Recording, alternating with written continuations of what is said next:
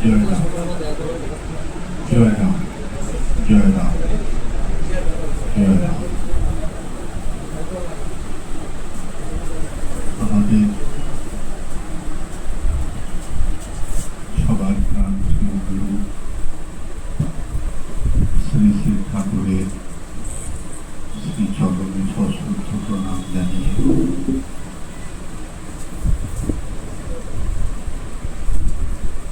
এবং শ্রী শ্রী সত্যনারায়ণের সেবা মন্দির শ্রীরাম ঠাকুর বাড়ি দীনামণি বাংলাদেশের পঞ্চম ও বর্তমান মহন্ত মহারাজ শ্রীমৎ ধৈর্যজ্যোতি প্রসাদ চক্রবর্তী মহাশয়ের,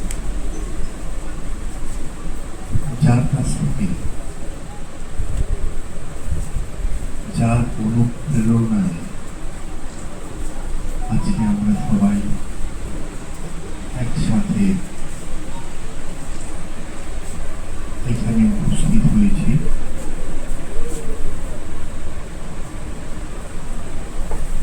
এবং পরবর্তী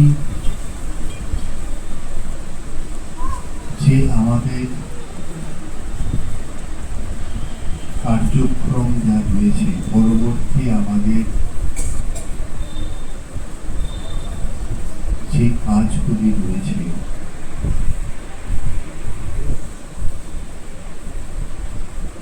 আমি চাইব যে যারা এখানে উপস্থিত আছেন এবং কোনো কারণে আজকে এখানে উপস্থিত হতে পারেননি,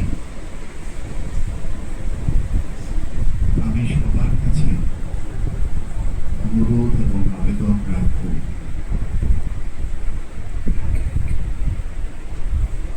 এই শ্রী শ্রী রাম ঠাকুর সেবা মন্দির পরিচালন কমিটি সভা, এখানে এমনও যারা উপস্থিত আছেন যারা পরিচালক কমিটি এবং উৎসব পরিচালক কমিটির সঙ্গে যুক্ত নন, কিন্তু কোনো কারণে তারা আজকে এখানে উপস্থিত হয়েছেন। আমার ভীষণ ভালো লাগছে যে আমাদের কাজকে তারা নিজেরা নিজের মনে করে নিয়েছেন বলেই কিন্তু তারা এখনো এখানে উপস্থিত আছে। এর জন্য আমরা কৃতজ্ঞতা রেখেছি। ঠাকুর বলেছেন ধৈর্যই ধর্ম। তাই কাজ করতে গেলে ভুল হয়, ত্রুটি থাকে। আমার মনে হয় সেই ভুল বা ত্রুটির সমালোচনা না করে আমরা যদি আগামী দিনে সেই ভুলগুলো যাতে না হয়, আমরা যাতে সবাই মিলে কাজটাকে এগিয়ে নিয়ে যেতে পারি, তার জন্য গঠনমূলক আপনাদের প্রত্যেকের যে প্রস্তাব, আমি এখানে মজুদা রয়েছেন এবং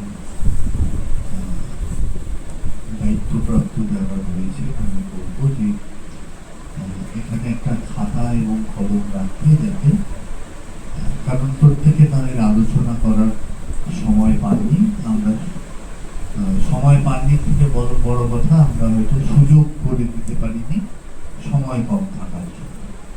তো আমার মনে হয় এই টেবিলে একটি খাতা এবং কলম রেখে দিলে কারোর যদি কোনো ব্যক্তিগত প্রস্তাব থাকে আগামী দিনে ঠাকুরের উৎসবকে আরো সুন্দর করে তোলার জন্য, তারা তাদের মতামত নিশ্চয়ই জানাবে। শুধুমাত্র আজকের দিনে নয়, ভবিষ্যতেও কারোর যদি কোনো মতামত আসে, কারোর চিন্তা ভাবনায় আসে, আপনারা তখনই জানাবেন। কারণ ঠাকুর সবার, ঠাকুরের উৎসব সবার।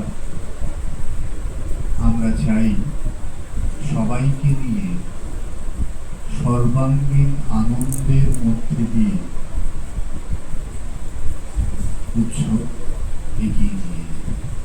কারণ ঠাকুর বলেছেন উৎসবে বিন্দু মাত্র আমিত্ব ভাব থাকলে তার উৎসব হয়।